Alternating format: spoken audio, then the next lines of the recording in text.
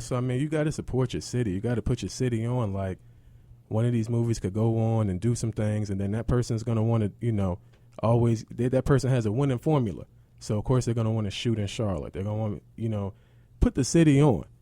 For sure. And everybody talks about what Atlanta's doing right now, but, I'm sure they had a lot of support in Atlanta for what they're doing. They do. They do. Like, a person can, like, do something in Atlanta, and it doesn't matter if they leave Atlanta. Like, they can, perform at clubs in Atlanta for the rest of their life. Yeah, yeah. They can, premiere their movie, their play in, playhouses in Atlanta for the rest of their life. Same in Texas and California.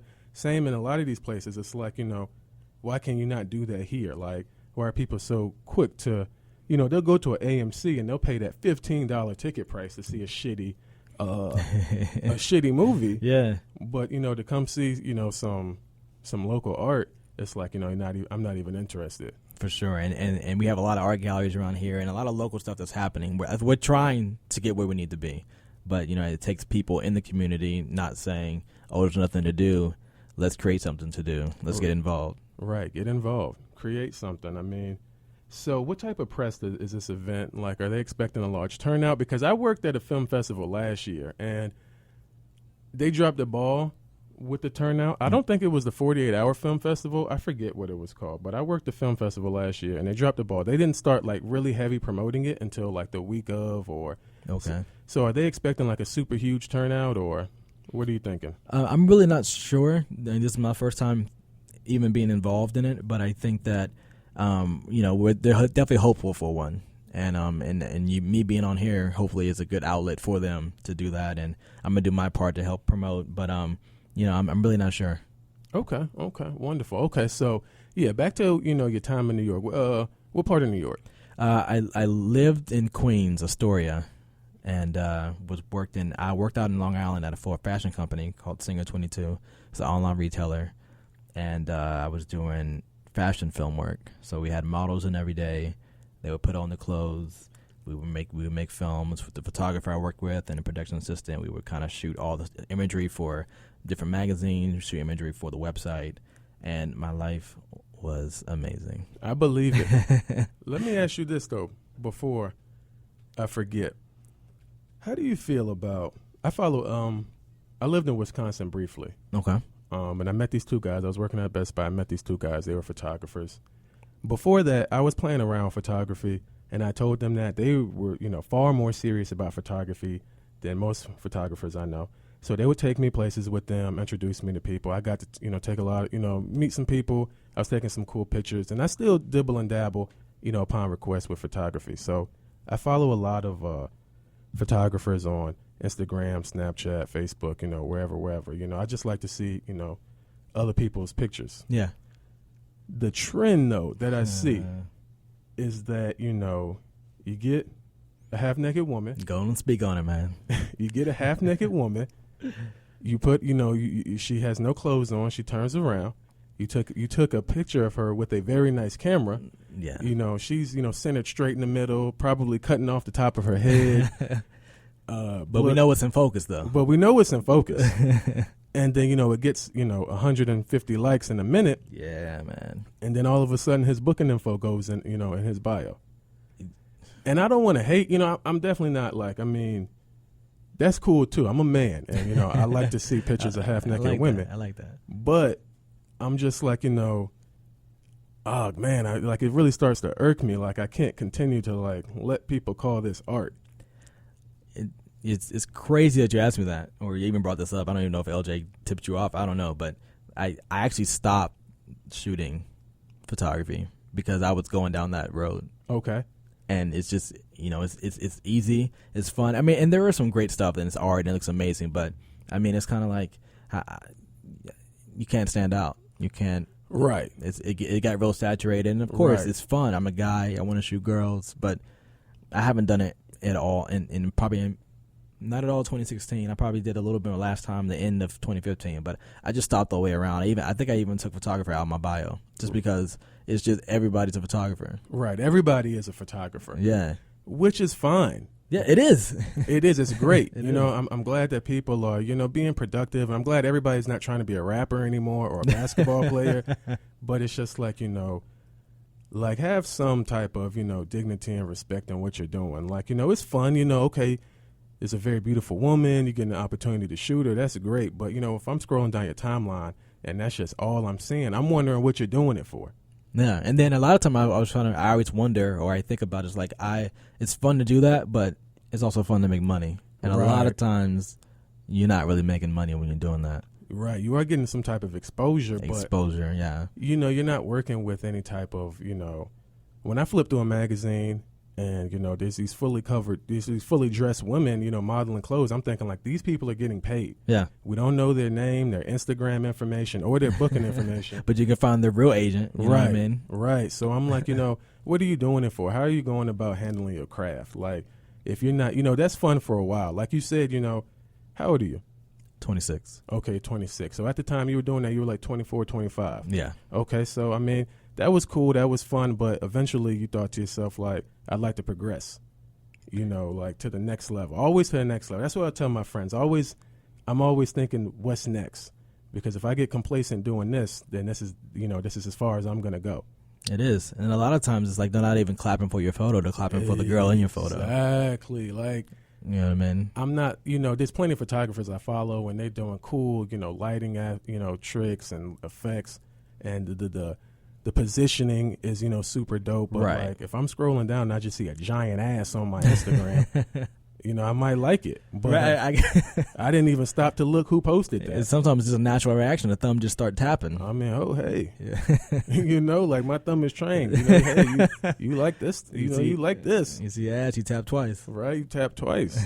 But, I don't, like, once I click on the profile, I'm like, oh, okay, you just wanted them. It's the same, like, I don't know. I was just kind of curious how, like, I haven't had an opportunity to talk to a real life photographer in a minute. Yeah. So I wanted to know how somebody who was taking it serious felt when, at the trend. Yeah, and so now I've taken the title off. I just stick with director, cinematographer, whatever, because photographer is like, And then when I do get asked to shoot, I'll shoot like some kid stuff or like some maternity photos, which that's not my passion, but you can make money doing that kind of stuff. Exactly. Yeah, you can do it. You can definitely do it. And I don't even have photographer in my bio, but people ask me to take some pictures for them, and I always tell them, I'm like, yo, I've learned a couple of tricks, as far as positioning and a couple of things I can do after. I'm not like a photographer, but I don't tell people I'm a photographer. So, but they always willing to pay. They're like, hey, I want these pictures, right? And here goes some money. So what are you talking about? And so a lot of times it sounds like to me they like your eye. Right. If they know you're not really getting down with it, but they still want to pay you to do it. You have an eye. You have some type of taste they like. You have some type of style that they're like, well, you got a camera. I trust you with this camera versus someone else with the camera. True. You know what I mean? I think good for you. Yeah. I appreciate it for sure. Because there was a couple of times I'm like, yo, I'm dead broke. And then my phone will ring. I'm like, I needed that. So you were up in New York. How long were you up in New York? I was up for a year. Okay. I went for a year. It would have been longer, but then I had my daughter, so I moved back down here. Nice. So I moved back here for the fam. But I still travel from time to time, New York and back, LA and back, because you still got to have, business going on out there. Because if you're in the film industry, models, all that kind of stuff, right? That where you got to be. But right. I always say I'd rather make California money, New York money, but not live in those areas, get taxed by them. Right, right. And bring that money back here. And it's so crazy. I visited LA one time, and of course I had my camera, so I'm walking down the street looking like a tourist, and people are just stopping me, handing me business cards. Hey, I need headshots. Like if I had lived there, I probably would have made like maybe $1,200-$1,500 the following week. I mean, that's how many people stopped me and gave me their business card and asked me, how much for headshots. Yeah. I mean, I think that it's because that's out there. I mean, that's what everybody's out there doing. Right. And I always tell my friends, I was like, yo, when you're ready, LA will call for you. I feel like so many people run out there thinking, and they run out there to die, Right. Because if you're not big where you are, right, then how you think you're going to be big over there where real people are still not getting on? You know what I mean? Right. I mean, you do. Some people go out there and they just grind it out. I got a buddy. He's in LA right now. He's he's an actor, and I've known him for many, many, many years. He's been a couple commercials, a couple movies.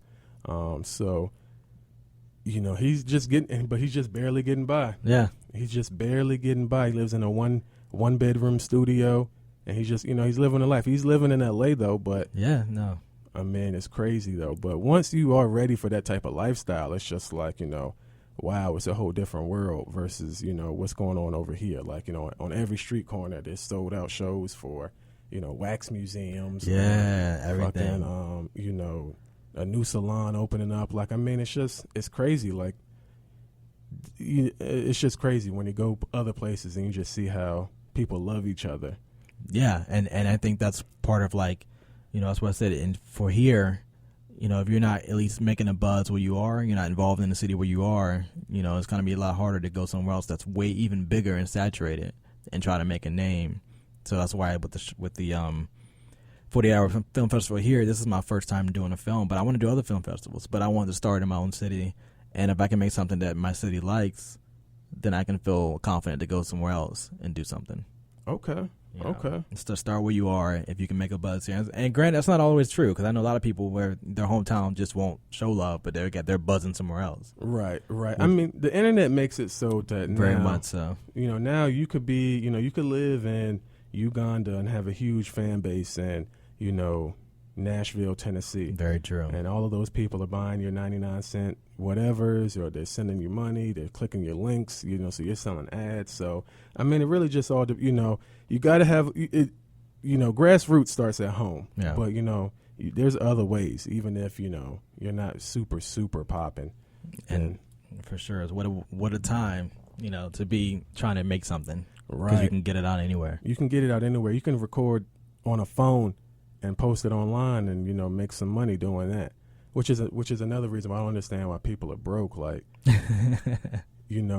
come up with something, sell a product, sell a service. Like, it's easy to get a meal, all you need is a skill, and then it's grind time.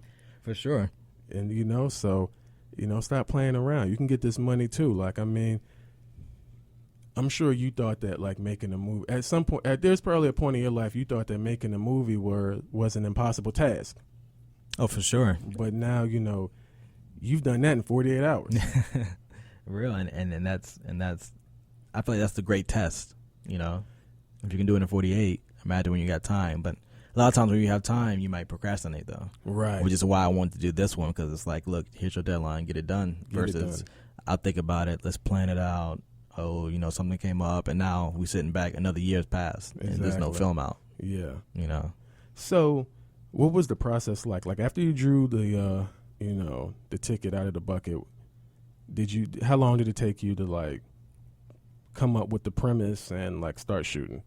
Yeah. I mean, we drew the hat. We went back to our meeting spot, and we just started brainstorming. I wanted to get a good hour of everybody throwing ideas out. There's no bad ideas.